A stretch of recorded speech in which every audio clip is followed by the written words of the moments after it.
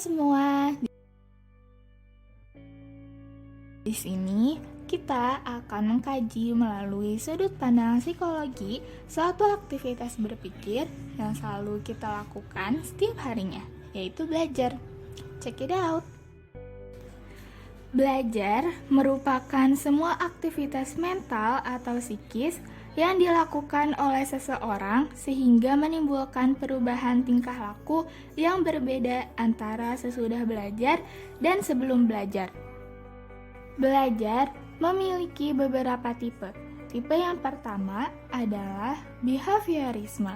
Tipe belajar yang satu ini merujuk pada aliran psikologis yaitu behaviorisme. Tipe belajar ini menekankan pada psikologi perilaku pelajar dan peran lingkungan di sekitarnya. Tipe belajar yang kedua adalah latent learning. Pembelajaran laten merupakan pembelajaran yang tidak tampil langsung hasilnya setelah dipelajari, namun akan muncul ketika ada sesuatu yang memicunya. Kemudian yang ketiga adalah observational learning. Proses di mana individu belajar respons-respons baru dengan mengamati perilaku orang lain daripada melalui pengalaman langsung. Tipe belajar yang keempat adalah associative learning, yaitu pembelajaran yang muncul ketika sebuah hubungan dibuat untuk menghubungkan dua peristiwa.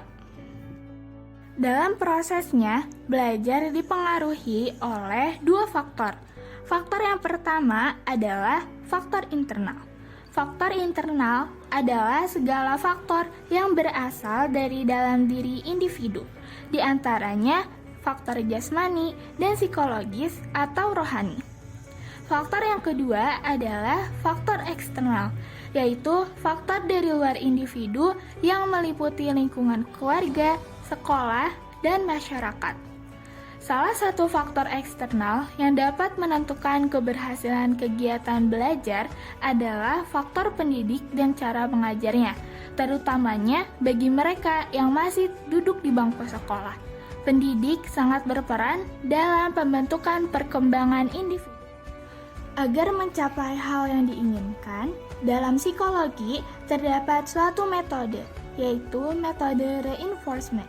Reinforcement adalah salah satu bentuk penciptaan suasana belajar yang menyenangkan yang telah diberikan oleh pendidik kepada peserta didik dengan tujuan agar tingkah laku positif peserta didik dapat meningkat dan hasil yang dikeluarkan dari belajar pun sesuai dengan apa yang diharapkan.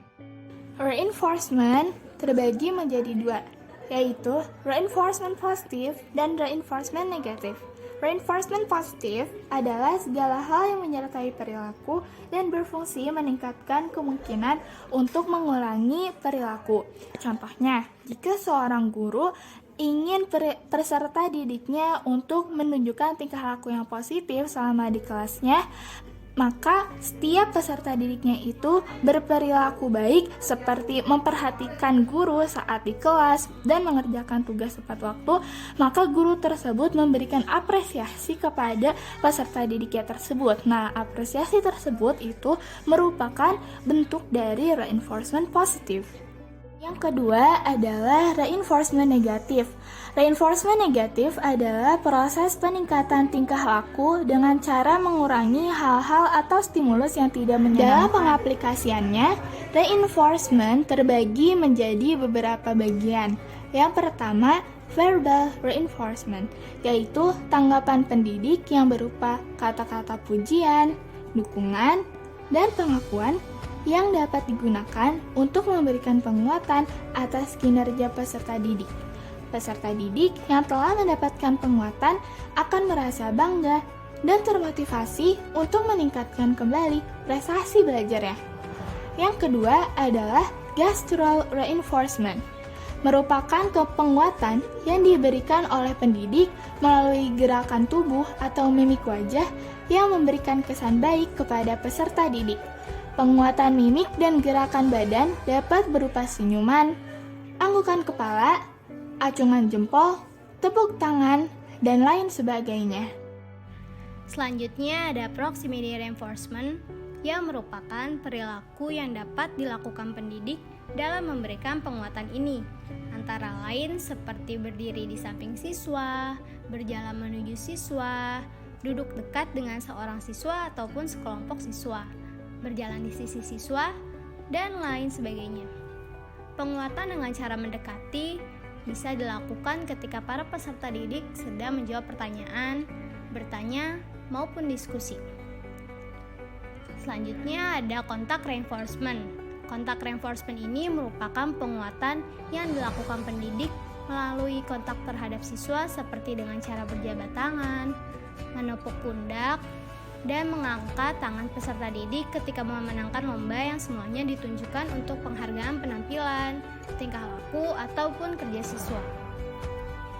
Setelah itu ada activity reinforcement yang merupakan penguatan yang dapat membangkitkan sikap aktif siswa seperti memberikan bahan pembelajaran, memimpin permainan dalam pembelajaran, membantu siswa, dan menggunakan media pembelajaran.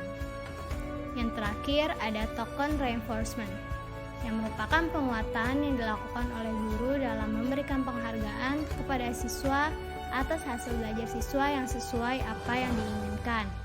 Misalnya dengan memberikan hadiah ataupun pujian dan lain sebagainya. Berikut merupakan beberapa penjelasan dari kami. Semoga penjelasan tersebut dapat menambah informasi baru bagi kita semua. Terima kasih dan sampai jumpa di pembahasan selanjutnya. Dadah!